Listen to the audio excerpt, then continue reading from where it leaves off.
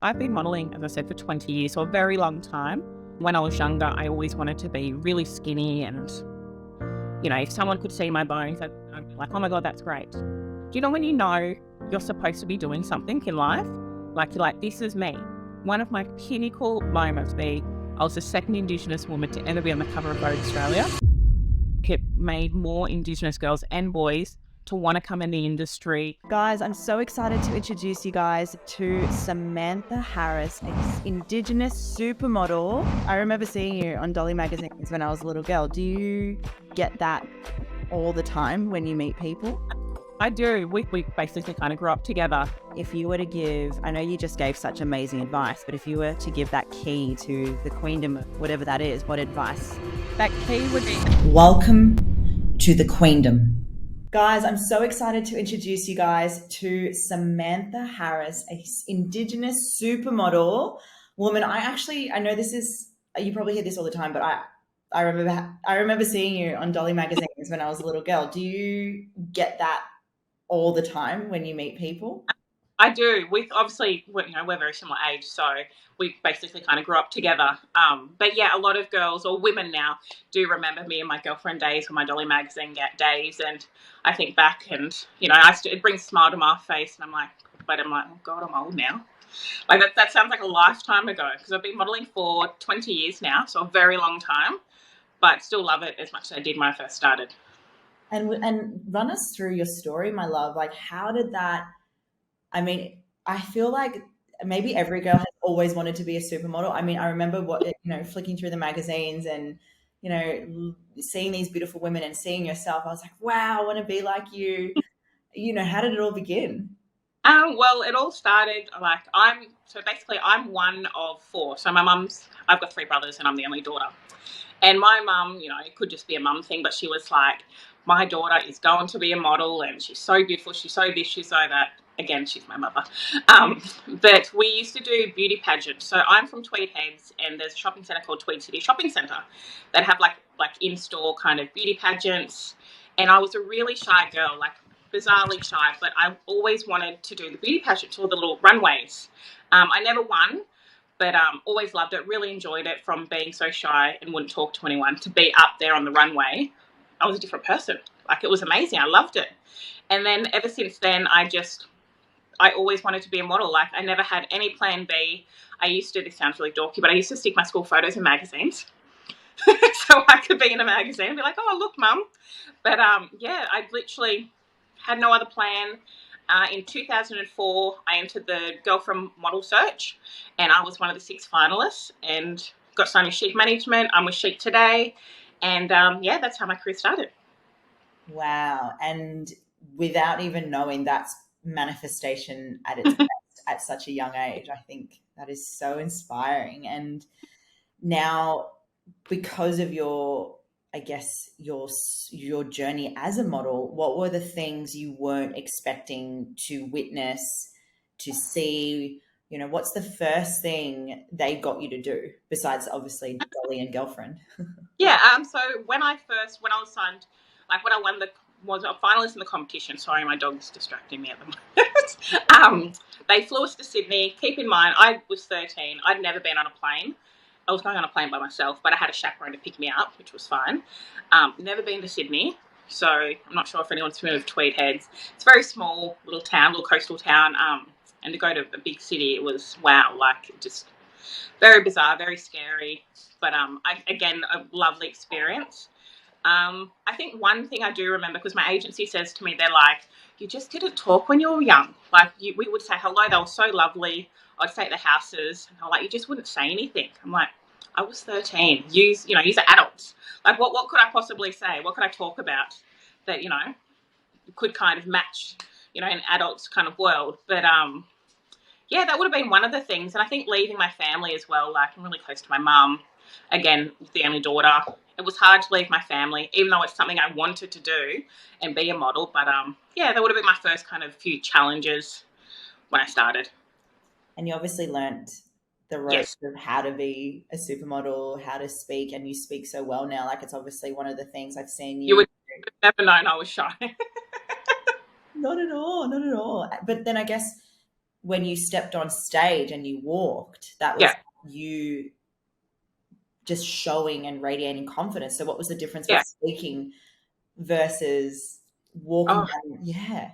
I don't know. Like, again, just a really shy girl, and, you know, everyone has bad high school experiences. Mine wasn't the best. And I think, you know, just being shy and just, you know, I was different. You know, as you've seen, I'm not small. I'm a very tall girl. So in high school, you know, I looked different. I was, you know, completely different size. So, you know, I had some good girlfriends in high school, and then I had some people that just didn't want to be my friend at all, which, you know, all good, not bothered. But as a young girl, it's heartbreaking. It's sad. Like, I had times I didn't want to go to school, you know, just stay home. And I think having no confidence and not wanting to go to school, that just, I guess it kind of just went into my everyday life. And then when I was on the runway, I was Samantha Harris. Like, I was, you know, I was someone completely different. I had beautiful hair, beautiful makeup, and I was like, this is it. Like, do you know when you know you're supposed to be doing something in life? Like, you're like, this is me. This is what I'm supposed to be doing. As dorky as it sounds, but yeah. You're speaking my language, woman, because that kind of was, well, no, that is what I was like as a child too, growing up, you know. So it's a bit different. Totally. And you said you were bullied at school, is that right? Yeah. Talk to me about that. Just kids aren't nice. Yeah. And I think just being different, and because I was so shy, I was an easy target. You know what I mean? Mm-hmm. Pick on the shy person that's not going to say anything back or react back. And then being a model, and just, which, you know, no one said anything bad about it, but it was like an extra spotlight on me. So it just drew more unnecessary attention to me, which I didn't want.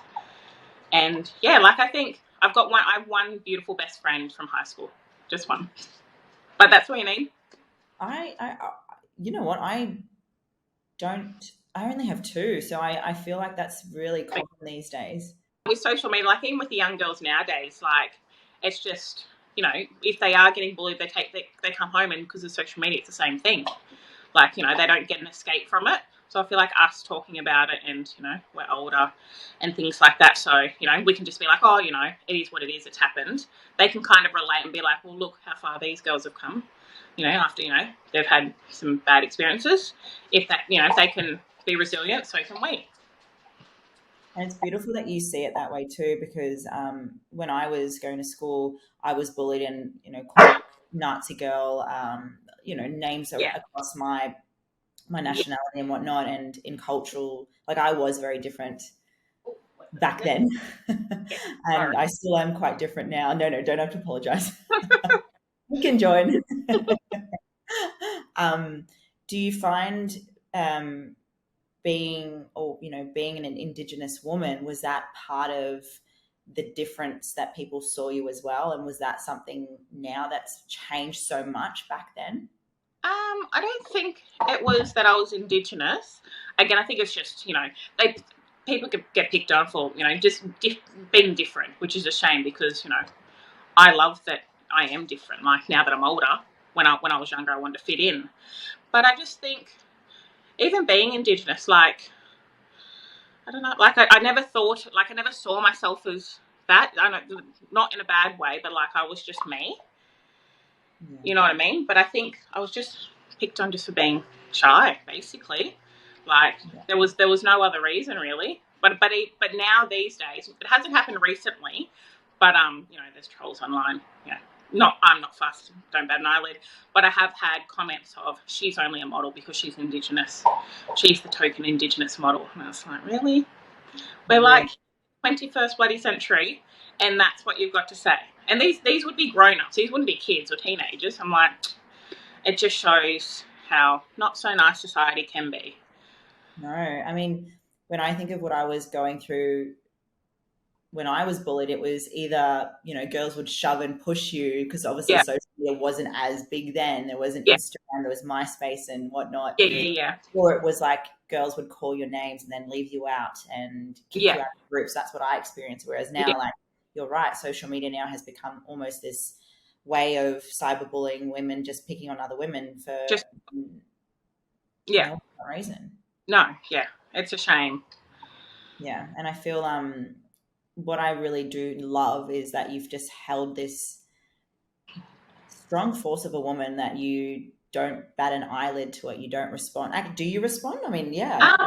I used to when I was younger. Like I do read, this is very rare to keep in mind nowadays, but if I do read a comment, I'll tell my husband and I'll be like, oh, look at this. And we kind of have a giggle, like not that it's funny, but it's more like, this says a lot more about the person than it does about me. Like they don't know me from a bar of soap. So they're just assuming and they're just projecting their negative energy towards me. And I don't want it. They can go away. Just block and they're gone. Block and delete. That's what Yeah. I say to my partner too. With your modeling career, beautiful, I'd love to go more into detail, types of jobs that led you to, opening up other opportunities so that other women here who, may not want to be a model, but just from like an entrepreneurial journey, what advice you'd give to them and, what you were able to achieve as well. Yeah. Well, I've been modeling, as I said, for 20 years, so a very long time. One of my pinnacle moments, like I've been an ambassador for David Jones. I've shot for all different shop brands and things like that. But my one pinnacle would be I was the second Indigenous woman to ever be on the cover of Vogue Australia. And that was 10 years apart. And it's just, I feel like it's my highlight forever. And it's just, I think it made more Indigenous girls and boys to want to come in the industry, or even just to follow their dreams, as you said. Like, you don't necessarily, I don't expect people to be like, oh, I want to be a model, but like Samantha. But, I have been doing it for so long. I've had my ups and downs. I've had my tough times, but I've kept pursuing it because it's something that I wanted to do, that I love, that I enjoy. So if someone can hear this and think, I want to be a chef, but she's gone through the ups and downs. She's made it to where she is. Maybe I can do it too. Completely. And I feel like this is what our podcast is about. It's like, depending on whatever you're traversing, whether you want to be, as you said, a chef, a model, dancer, actor, a coach, the same principles apply. And if you were to share like those principles that got you to be a model for like, basically that's for 20 years and continually, like what were the strong values that you held on to that kept you going? The strong values would be just being myself. I'm in an industry where, it's all about looks and everything. And, sometimes you can go to people's heads. But yeah, I love what I do. I recently just shot for my mum, which was very exciting. But, I do my job. I come home and, I've got to walk my dog. I've got to go to the gym. I've got to, I want to. But, I love my life being a model, and I love my life just being who I am. Like, I don't take work home, if that makes sense. And just believing in yourself. Like, I guess at a young age it can be quite hard, but the older you get, I feel like you get more confident within yourself. You know who you are, you know what your values are, you know what you want, and just believing that you can do it is all it really takes. And do you feel there's a bit of a stigma when people hear that you are a model or anything like that? Like, do people not understand like there's work that needs to be done, or do they have this persona that it's... Oh, they think it's easy. They do think, again, I'll go back to my mum because obviously I just shot with her. And we had a great day. It was a long day. And even my mum was like, I didn't realise how hard it was. Like, it's not. And I was like, Mum, it's not easy. Like, it's tiring. People just think you stand behind a camera, you smile and that's it. But, you've got to be on your A game. You've got to be, you can't just sit there and be like, like you have no kind of emotion. When you go home, like, you got to try and keep fit, things like that. It's not just you shoot, you come home. But now that I'm older, back when I was younger, like, obviously girls' bodies change the older we get, we're women. And when I was younger, I always wanted to be really skinny and, if someone could see my bones, I'd be like, oh my God, that's great, which is a terrible thing to say and terrible thing to think that's what I was like. But nowadays, there's so many, body positivity, like, different body shapes in the catwalk, different races, everything is happening. There's something for everybody.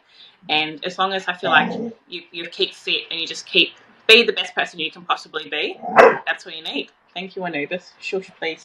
Yes, Mum, that's right. Yes, he's agreeing with me. You speak beautiful about your mum. Has your relationship always been... Yeah. I ask this because my mum and I have gone through so many different, I guess, points of our life where we've been really close now, but, back in the day we weren't. Yeah. But, you did say you weren't? back in the day you weren't. Yeah, we went through a Oh, phase, and it's a interesting story, but that's because my parents divorced, oh, okay. and yeah. So But, she left yeah. dad, which I don't blame her too. Back to my mum. I've always been close with my mum. Yeah. Like, just again, I was the only girl. My mum always wanted a daughter, and she got a daughter. But yeah, I don't know, just doing little competitions together. It was like a bonding thing. Yeah, just I'll call her. I don't call her as often now. I call her maybe once or twice a week because she lives in Tweed, and I'm busy. But yeah, she's been down for the past 2 weeks, and she's been loving it. And it's nice to have mother-daughter time and just kind of bond and reconnect. Because that's right, she lives in Tweed. Yes. Still the same place as. No, not the same place. Yes, no, not my childhood home. Bless, I love that. She's probably so proud of you as well with everything Yeah, that you achieved. And yeah, no. are you close with your siblings too? I am close with my brothers. We've got there's a big age gap. Like, we're not all similar in age. Like, my little brother's 23. Yeah. I'm 33. Other brother's 30, 38. And my oldest brother, I think he's only 50. Is it 50? Nearly 50, yeah. Wow. Like, there's a big age gap, but we're all still very close, which is nice. That's so good. And Yeah. we can't admit which is the favourite, can we? No. I think the one that knows they're the favourite, they know. We won't say. Yeah. Now that you've obviously been doing this for over 20 years, Mm-hmm. while your goal has always been to be a model, has that led you to being able to do other things like TV work, public speaking, and what's the goal like for this year and next? Like, I'd love to know what you work towards. Yeah, no, well, definitely. I still do my shoots and things like that. Anubis, come on, there you go get it. I still do my shoots and everything. I've been on. I was a guest judge on RuPaul's Drag Race last year, which was very cool. I do, like, I go into schools, I chat to young girls, just about my life and my experiences. I'm now a Goodwill ambassador for WWF and World Vision Australia, which I really like. And yeah, as I said, it's so much more than modelling now. Like, I get to do things I love and that kind of connect with my values, and how I line up different charities. And yeah, it's really nice. I really enjoy it. Hey guys, real quick. Have you ever been stressed out or stuck on a problem you just can't seem to figure out, and then a friend or a mentor comes along with like a fresh perspective and shows you a solution that completely changes the game for you? I'm smiling right now as I say this because I know I've had a ton of these moments while building my businesses and remembering back to all the people I have been helped by, which gets me so excited. So I want to pass on the information here and give you guys a favor to build this Queendom community. Whatever platform you are listening on, I encourage you to hit that subscribe button and tune in every Wednesday, because you just never know when you will hear that special something that completely changes the game for you. And when it happens, make sure you leave behind 5 stars so we know our efforts are making an impact. I love you guys. Let's get back into it. When you first started, was it just one of those things that you always said yes to things? Now you can choose. Yeah, well, you're building a portfolio, so different kind of shoots and things like that. And now I'm a bit older, I do more ambassador roles and things like that. So hoping one day to maybe be on TV. That'd be fun. Something else to tick off the bucket list. But tell me what would be like your ultimate TV show or even movie? This sounds really dorky. Again, people are going to think, she's going to be like, really? I would love to be on Getaway. Like, I would, like, you get to travel the world, experience different cultures, different countries. So again, it's probably not what everyone's probably thinking. That's a weird thing to say, but I would love to. It looks like such a great thing to be a part of. Yeah, like exactly what you said. You get to travel, you get to share culture and stuff, and you do speak so well. I've seen you on TV when you speak, and you just I try. Do you just audition for those types of things, or if it pops up, like your agent would just reach out to you? Yeah, I think my agent would kind of do all the behind the scenes work, and yeah. And I'm having a meeting, or I'll tell you next time I see you, with someone for a TV show, but obviously can't say it because I haven't had the meeting yet. But when I see you next time, I'll tell you. It's very exciting. I think you'd be very interested to hear. Yeah, for those of you who don't know, me and Sam are like neighbours practically. Well, we're not as close anymore because you No. just moved. Yes. But we were living on the same suburb. So yes, I cannot wait to hear that. That'll be exciting. I actually have a feeling I might know what it is, only because I have an intuition. But if I'm completely wrong, I'm not going to guess. Yes. You're like, shut up tomorrow. When it comes to body positivity, because I feel like what you said before, I can really relate and resonate with too. I used to want the thigh gap and go against my genetics, being Brazilian and German. I'm quite muscular and, muscly. When did you see that start to change in your industry, and how did that make you feel? When did it change? It's hard to put like a specific kind of timeline, but I think maybe I'll say within the last 5 years. I could be wrong. It could have been a bit later or a bit earlier, but they'll say that roughly. And it made me feel so good because, I've gotten older and, I've changed my shape. And when I got older, everyone was like, oh, Samantha's gotten a bit bigger. It's like, I'm actually a woman. Like, I wouldn't say I'm a bit bigger, but like just snide remarks, which isn't nice.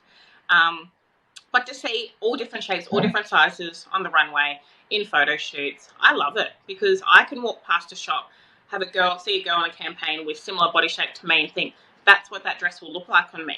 Like it relates to the rest of the country. It's wonderful. Like it's not just a pigeonhole, we're not gloves. It's not one size fits all, right? Like if we can look at another girl and think, that's what it'll look like with me. Like you've done your marketing right. Like, it's for the whole of Australia, not just one kind of part of Australia. Like it should be enjoyed. Fashion and everything should be enjoyed should be enjoyed for everyone. It makes sense though. You're right. There was such a long period where it was those small, like zero size women. And when you think about it from a marketing perspective, you want it to make every woman feel comfortable. Everyone. Yeah. Yeah, it makes sense. And it's funny because in the world of dancing, I don't know. And this is why I love modeling so much. Like there is no time or age where you stop dancing. They say a dancer's age ends at 25, whereas for you there's evolvement, there's growth, there's like different elements to what you do, which seriously I just love it. I know it sounds silly because I've watched you since I was so young and you've got to still have your magazines, right? I do have a few. My husband has we've got this cabinet here, and he has some magazines on display. Even when we moved in. Oh God! Sorry, come on, get this toy.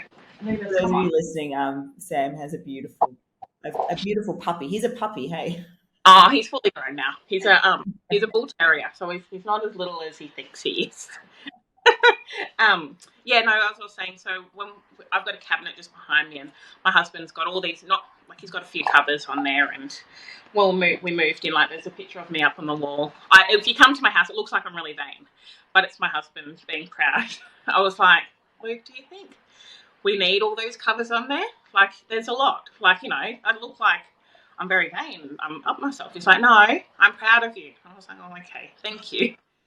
But my mum, on the other hand, she's kept every newspaper article, laminated it, since I was 13. Every magazine, cover, everything.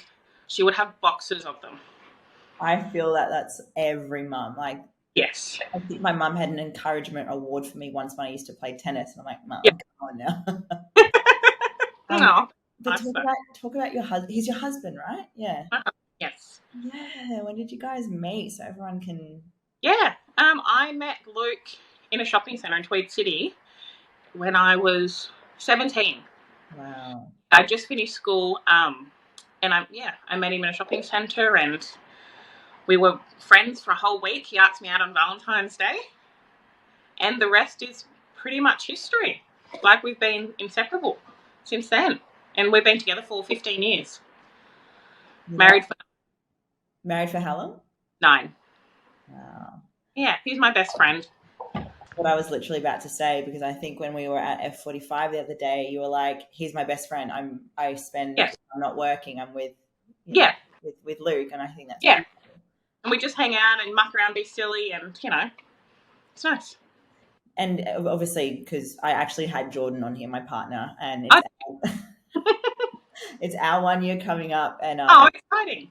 We did a podcast together and we talked about you know, the fights and the things we've worked through and all that kind of stuff. And I feel like when you're in love, it's not that you're, you know, just focusing on the looks and what the person is like to you, but you are wanting to find your soulmate when they're your best friend. You want to tell them absolutely everything. And as you said so beautifully, he has the house covered because he's proud of you. Did you ever feel like, shit, is he the one, or did you just know straight away? I just knew, like, you can't say when you're young, like, you know, boyfriend and girlfriend. Newbers, come on, get it yourself, please. Sorry. Come on, buddy. Come on. It's funny because it's like he's replying to whatever you say. He was yeah. So we would, you know, when we started dating, we would. He's got this dopey look on his, like a very cute look. I've got to show you. Yeah, show me. How do I turn it around like that? Oh.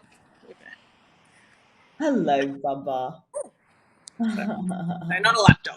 But yeah, as soon as we started dating, we were inseparable, basically. And just, like, I don't know, like, like, you never get sick of, I never got sick of him. You know what I mean? It's just, like, it wasn't love at first sight, but we were great friends when we first met. And then, you know, obviously the friendship led to more, and even though now we're married, he's still my best friend. Like, you know, we went and played golf the other day. I don't play golf, but, like, he likes to play golf. So, you know, we went and played golf. I was terrible, but things like that. We just do things that friends do, I guess. You know what I mean? Well, that's it. It becomes I don't want to say it becomes a friendship, but, like, it's more than a friendship. Yeah. You know what I mean?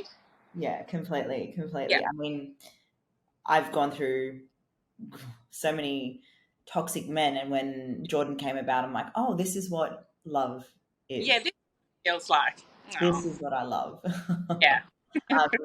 Because of your career too, babe, and I only ask this because in previous relationship, they didn't like me doing what I did. It became almost like, you know, you're doing this, and their parents would say things. And with Jordan, it's become this beautiful relationship where he's so proud of me. He lets me do whatever I want. And has that been ever a conversation for you and Luke? No, never. He's always been proud of my work and always been encouraging, which is great. Fun little story. So when we first met, I never exercised. So, you know, not that exercising is a big thing, but he's always been very fit. And, you know, I remember when I first tried going to exercise, I couldn't run 100 meters, probably still can't. But he's the one that kind of encouraged me to be like, you know, it's not a bad thing, because obviously modeling, I put exercise and wanting to lose weight together, and I was like, this is terrible. Why do people want to do this? And he's, you're going to be in trouble. And he's the one that kind of not showed me, but, you know, we exercise together and train together, and, you know, it's not a bad thing. You shouldn't be punishing your body. You know, you do it because you love yourself. You love your body and, you know, want the best outcome for yourself. It's not, don't, you know, make it a terrible thing. You know, I'd have days of dread going to the gym because I'd be like, oh, I can't be bothered. Like, you know, on the treadmill going, you got to lose weight, and it's not fun. No one enjoys that.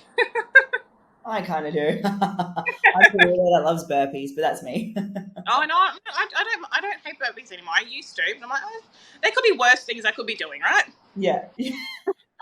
True. For me, it's swimming. I'm not a swimmer. Oh, yeah, I'm not. So I'll do a burpee any day of the week. But you know what's funny? I get it because I started diving. I'm not a diver, but Jordan loves diving. And what you said. Oh, I saw that. Luke loves diving. I'm terrified of diving, but Luke wants to take me snorkeling at Shelley Beach, and I'm terrified. So was I, babe. And I'm telling you, it's like the most amazing thing when you calm your cucumber a bit, you know. I'll call your cucumber, whatever you call it. But I did that for him, and so I know that was big for him. And maybe I just feel like Luke and Jordan would just hang out. Like, we should have dinner. I think, Luke loves all that kind of stuff, and I'm terrible at it, but I'm trying. I stick my head under the water, and I'm like, I can't use a snorkel. I can't breathe properly. It's like, just breathe normal, Samantha. You know what's funny, babe? I actually think I'd rather do diving than snorkeling because snorkeling, I have this fear where I'm like, what if something just comes and gets me? Like, I don't know what it is. But when you're like underwater, like let's say 10. Yeah, see all around you. Yeah, it's a different feeling. So I feel like maybe that's something you and I can do.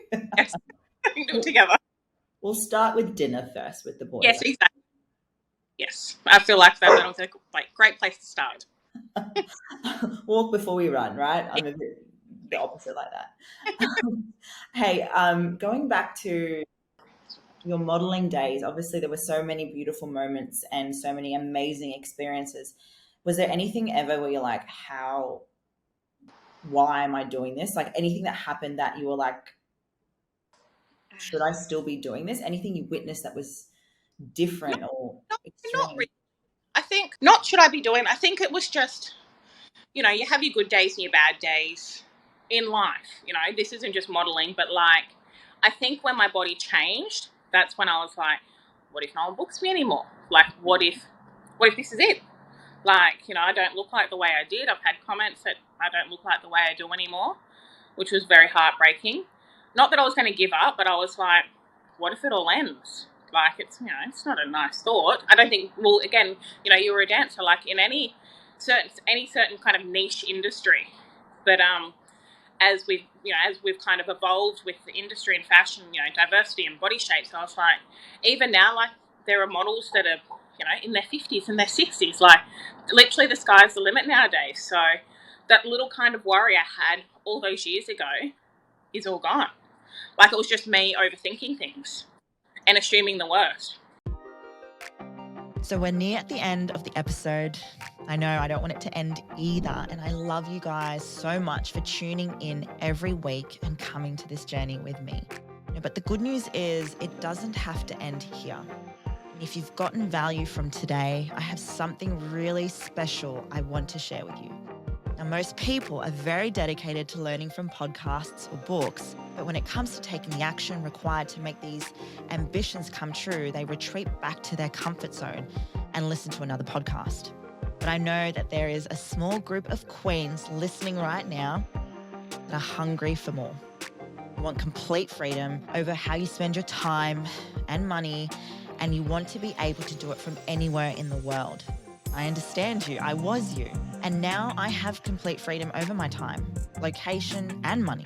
And I did it all with my social media blueprint. And if you are part of the group that takes action towards your dream life, I have included an exclusive link for you to jump on board below at 50% off. I appreciate you queens all so much. Now let's finish this one with a bang. And you've built such an amazing portfolio, trust with so many brands and businesses. And as you said, like, the times are changing now. Like, yeah. I believe your body is absolutely fucking sexy. Like, I'm just to put it out there when everyone sees you and sees this. I loved you. I literally walked into Portman's. It was Portman's, right? And I sent you a message. I'm like, hello. Yeah. I went in there and I'm actually now shopping there. I was like, my days of going to Supre and buying stuff there, and I walked into Portman's because obviously business coaching, and I saw your photos. So inspiring, babe. Seriously.